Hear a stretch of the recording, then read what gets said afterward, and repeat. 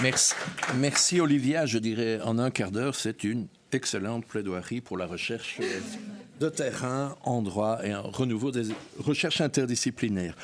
Voilà, alors le temps avance et on a un programme très chargé d'ici le déjeuner.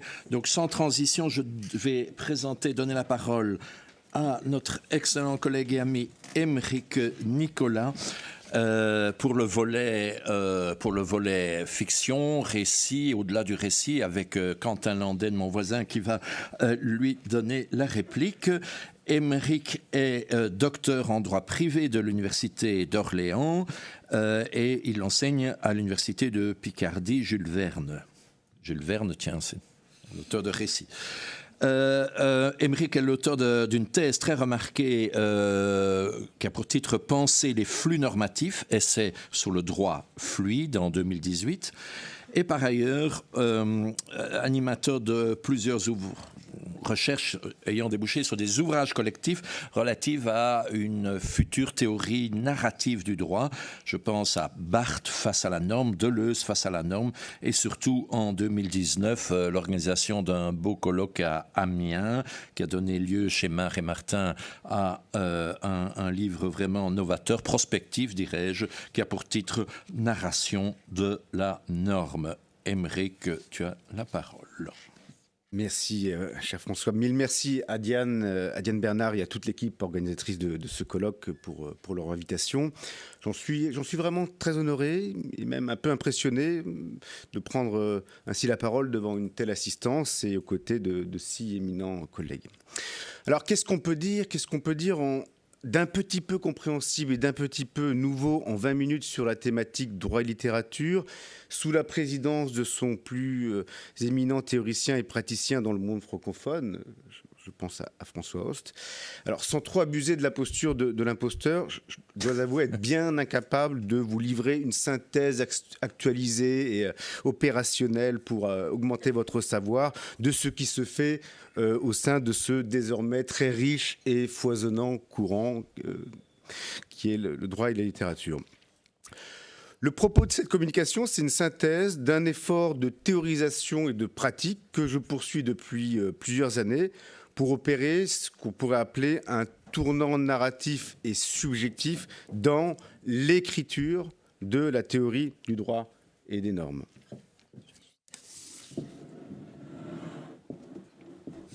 Alors, ça va me donner l'occasion, à ton intervention, Diane, d'expliquer rapidement le titre. Sortir le grand jeu, ça fait référence à un article de presse généraliste d'Arnaud Gonzague, paru en 2023 dans le Nouvel Observateur et titré « Quand les chercheurs en sciences sociales sortent le grand jeu ». Il est fait état de la manière dont des chercheurs en sciences sociales assument, outre d'utiliser le pronom personnel « je » dans leurs recherches, de se prendre eux-mêmes pour objet de réflexion dans leur travail scientifique. Alors cet article, je l'ai trouvé intéressant parce qu'il légitimait en quelque sorte le passage que j'essaie lentement et laborieusement d'opérer dans le champ de la théorie du droit, celui d'une narration objective à une narration subjective de la norme. Afin de comprendre le sens de ce déplacement, quelques mots tout de même pour situer à grands traits où en est le courant droit et littérature et indiquer la manière dont je crois y apporter mon friable moellon à l'édifice par une sorte de torsion qui le traverse en son cœur et le fait dériver vers l'extérieur, c'est-à-dire en le branchant directement à la manière d'écrire de la théorie du droit. Droit et littérature, c'est un courant qui a plus d'un siècle. Il naît sous la plume de grands juges américains, dont John Wigmore, Benjamin Cardozo, convaincu notre collègue littéraire Christine Baron des vertus humanistes cultivées chez le juge par la fréquentation de textes littéraires. Outre-Atlantique, l'étude des œuvres littéraires est tout à fait développé depuis les années 70, pleinement intégré à l'enseignement du droit et participe même de la pratique de celui-ci. Il a été développé par des académiques de renom, dont Robert Cover, Richard Weisberg, Ronald Dworkin, Jacques Balking, Martha Minot, James Boy White et bien d'autres. Aujourd'hui, des réseaux de recherche internationaux, des revues spécialisées, des collections d'ouvrages même consacrés au mouvement droit et littérature existent un peu partout dans le monde et c'est très bien. Alors même qu'elle est terre de littérature, la France a presque un siècle de retard dans ce courant. Un retard qui est en voie d'être comblé.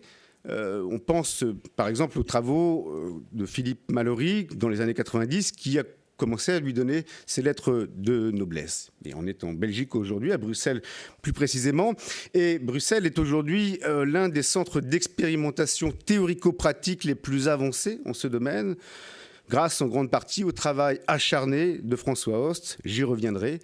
Il soulignait récemment dans le prologue du dernier opus de sa série de contes juridiques que le courant droit et littérature semble arriver à maturité. Bref, il y a une incontestable effervescence de ce courant et on ne peut que s'en réjouir. Alors, le courant de recherche droit et littérature, il est, je l'ai dit, foisonnant, multidirectionnel. La littérature grise y est considérable, notamment en anglais, mais pas seulement. Françoise Michaud, une autre spécialiste, grande figure du mouvement droit et littérature en France et qui a notamment fait le travail d'études, de traduction des grands auteurs dans ce domaine en français, me confiait à l'occasion de l'organisation du colloque sur les narrations de la norme, c'est son propos, qu'il y a plus à faire dans ce courant en traduisant les Américains plutôt qu'en cherchant à y ajouter de nouvelles études en ce domaine.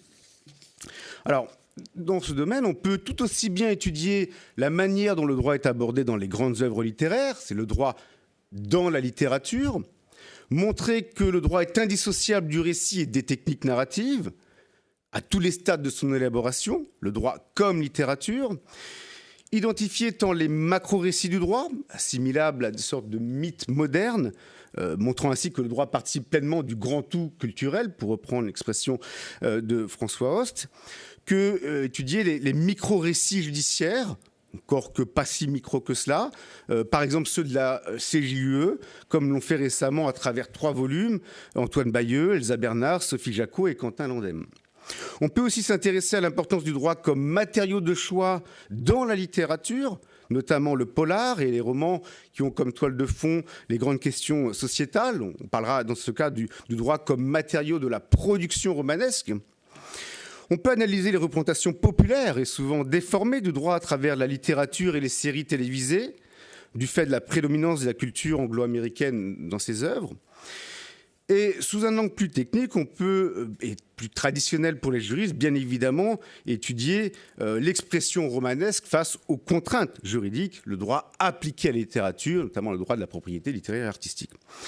Dans une perspective qui n'est pas toujours éclairée, on peut même, et à mon sens pleinement interdisciplinaire, on peut même renverser les termes de l'expression, non plus droit et littérature, mais littérature et droit, et étudier les textes sur le droit à partir de la théorie des genres littéraires.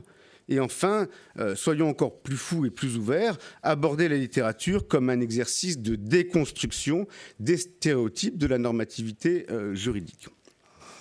Alors, qu'est-ce qui manque à tout cela qui est déjà très riche, on le voit. Je n'ai même pas survolé la bibliographie, on fait des bibliographies de bibliographies en droit et littérature.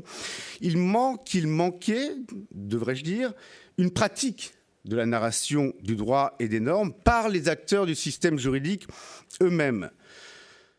Depuis 2019, ce manque est en voie d'être comblé du fait qu'on ne se contente plus seulement de parler de manière théorique à propos du mouvement droit et littérature, mais que la pratique littéraire du droit devient une activité de certains juristes universitaires.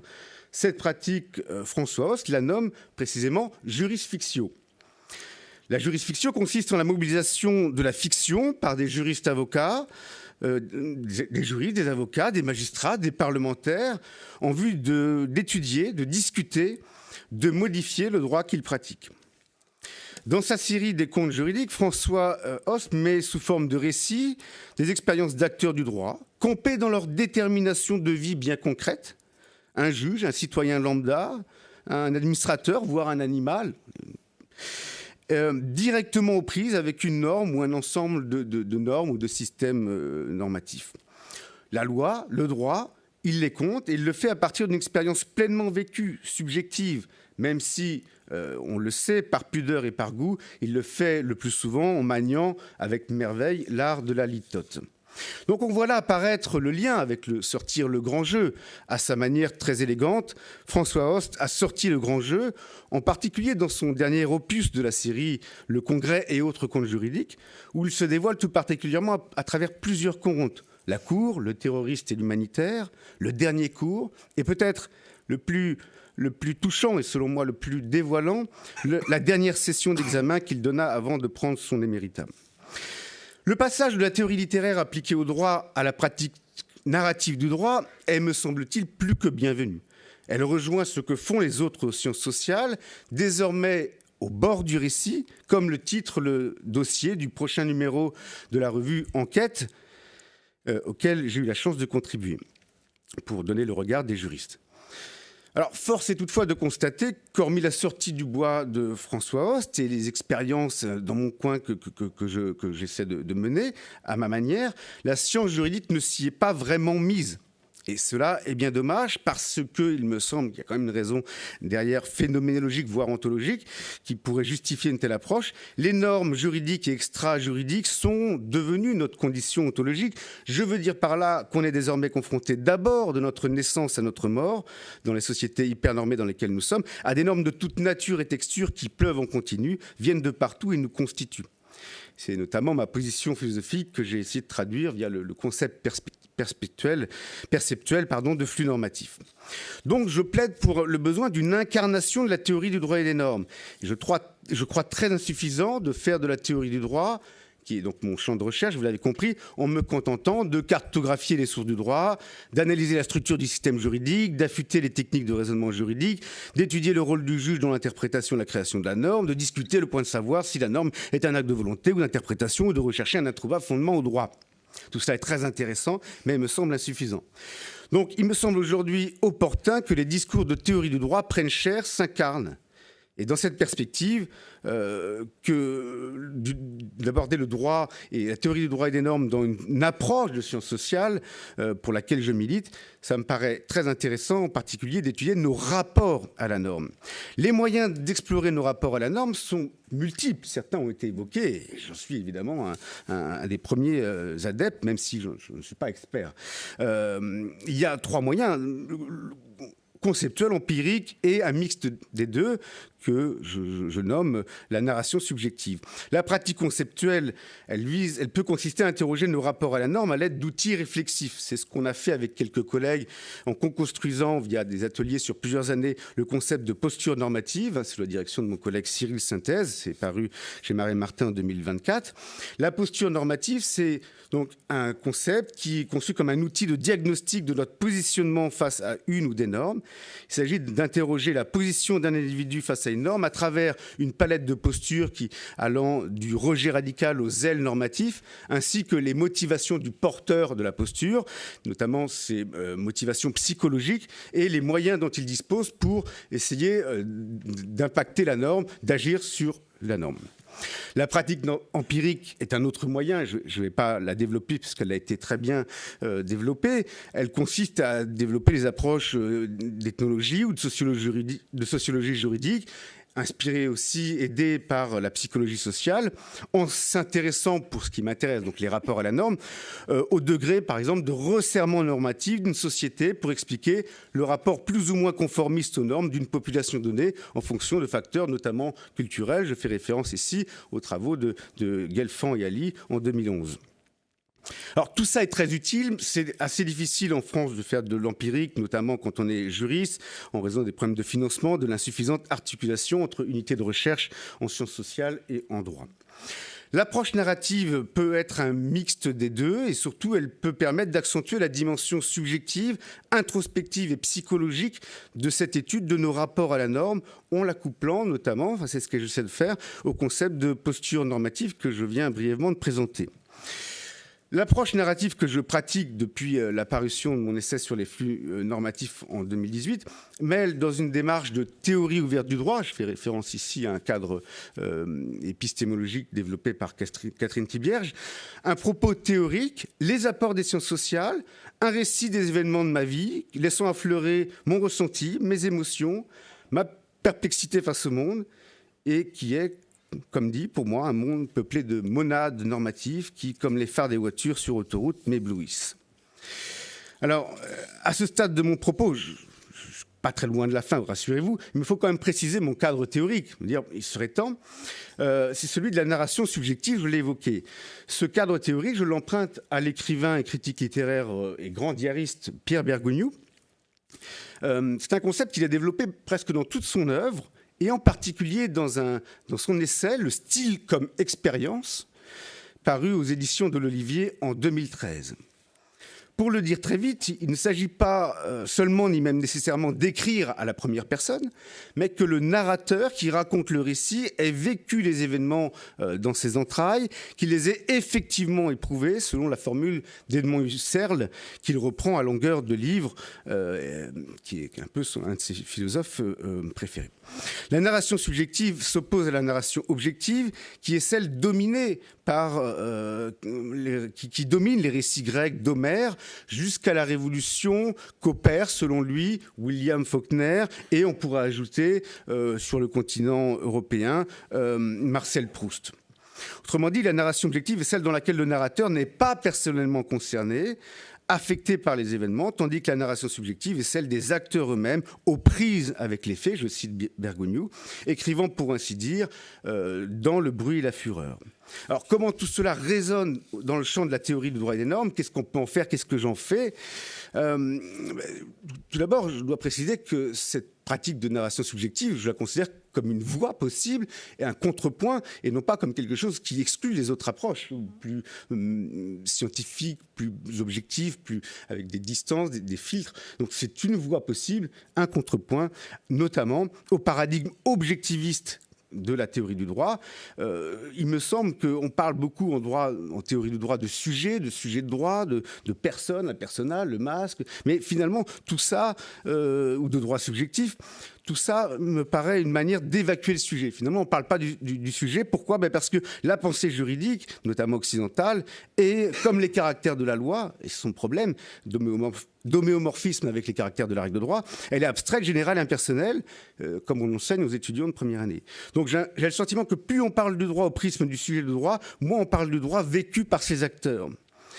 Dès lors, via l'approche de narration subjective de la norme, mon geste consiste non pas tant à nourrir le courant droit et littérature, il est déjà bien nourri, il n'a pas besoin de l'être davantage, mais à mettre l'approche narrative au centre de la réflexion de théorie du droit, dans une approche interdisciplinaire de sciences sociales, où la subjectivité occupe une place importante, voire centrale.